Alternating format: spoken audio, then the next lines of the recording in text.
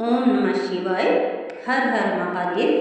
प्रिय भक्तों, आप सभी का हमारे इस धार्मिक चैनल में हार्दिक स्वागत है। सावन का महीना समय भगवान शिव को अत्यंत प्रिय है और जब इसी पवित्र महीने में प्रदोष व्रत आता है तो इसका महत्व कई गुना बढ़ जाता है। कहा जाता है कि जो भक्त श्रद्धा और विश्वास के साथ सावन प्रदोष व्रत रखते हैं, भगवान शिव उनकी हर मनोकामना पूरी करते हैं। घर में सुख शांति, धन धान्य और खुशियों का वास होता है।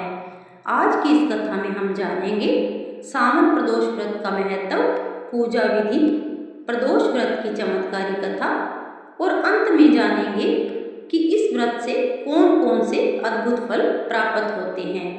तो आइए भगवान भोलेनाथ और माता पार्वती का स्मरण करते हुए कथा का शुभारंभ करते हैं। बोलिए हर हर महादेव। शास्त्रों में बताया गया है कि त्रयोदशी तिथि की संध्या बेला को प्रदोष काल कहा जाता है। इसी समय भगवान शिव कैलाश पर समस्त देवताओं के साथ आनंद तांडव करते हैं। जो भक्त इस समय शिवलिंग का जलाभिषेक करता है, दीपक जलाता है और ओम नमः शिवाय का जाप करता है, उसके जन्म जन्मांतर के पाप नष्ट हो जाते हैं। सावन में आने वाला प्रदोष व्रत विशेष रूप से धन, संतान, स्वास्थ्य, विवाह और मनोकामना पूर्ति के लिए किया जाता है। अब जानते हैं पूजा विधि। प्रातः काल स्नान करके स्वच्छ वस्त्र धारण करें, भगवान शिव का ध्यान करें और व्रत का संकल्प लें। पूरे दिन सात्विक रहें। शाम के समय प्रदोष काल में शिवलिंग का जल दूध, दही, शहद, घी और गंगा जल से अभिषेक करें। बेलपत्र, धतूरा, आक, भांग, चंदन, अक्षत, सफ़ेद पुष्प अर्पित करें। घी का दीपक जलाएं।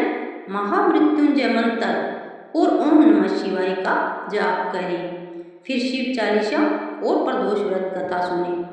अब सुनते हैं प्रदोष व्रत की कथा। बहुत समय पहले की बात है। एक नगर में एक निर्धन ब्राह्मणी अपने छोटे पुत्र के साथ रहती थी। पति का देहांत हो चुका था। जीवन अत्यंत कठिन था। भोजन के लिए भी उन्हें संघर्ष करना पड़ता था। लेकिन ब्राह्मणी ने भगवान शिव की अन्य भक्त थी। वह चाहे भूखी रहे लेकिन शिव पूजा कभी नहीं छोड़ती थी। एक दिन उसने एक संत से पूछा, महाराज, ऐसा कौन सा उपाय है जिससे मेरे परिवार का दुख दूर हो जाए? संत मुस्कुराए और बोले, पुत्री, यदि श्रद्धा से प्रदोष व्रत करोगी तो समय भगवान शिव घर आएंगे। ब्राह्मणी ने उसी दिन से प्रदोष व्रत आरंभ कर दिया। वह पूरे दिन उपवास रखती, शाम को दीप जलाकर भगवान शिव की आराधना करती, महामृत्युंजय मंत्र का जाप करती। धीरे धीरे उसके घर की दरिद्रता दूर होने लगी। उसी नगर में एक राजकुमार अपने राज्य से बिछड़ गया था। भाग्य के खेल से उसकी मुलाकात उसी ब्राह्मणी से हुई। ब्राह्मणी ने उसे अपने पुत्र के समान आश्चर्य दिया। कुछ समय बाद राजकुमार को उसके राज्य के मंत्री खोजते हुए वहां पहुंचे। उन्होंने उसे पहचान लिया। राजकुमार पुनः राजा बना। राजा बनने के बाद उसने उस ब्राह्मणी को अपनी माता का सम्मान दिया, उसे धन, सम्मान और सुख प्रदान किया। ब्राह्मणी ने कहा, यह सब भगवान शिव और प्रदोष व्रत का ही प्रताप है। भगवान शिव आकाशवाणी करते हुए बोले, जो भक्त श्रद्धा से प्रदोष व्रत करेगा उसके जीवन से दुख दूर होंगे और उसके घर में कभी अभाव नहीं रहेगा। अब सुनते हैं एक छोटी सी दूसरी कथा। एक व्यापारी था। धन बहुत था लेकिन परिवार में अशांति रहती थी। व्यापार लगातार घाटे में जा रहा था। एक दिन एक विद्वान पंडित ने कहा, हर प्रदोष व्रत रखिए और भगवान शिव का रुद्राभिषेक कीजिए। व्यापारी ने पूरे विश्वास से व्रत आरंभ किया। कुछ ही महीनों में व्यापार चल पड़ा। परिवार में प्रेम बढ़ा, रोग दूर हुए, संतान को सफलता मिली।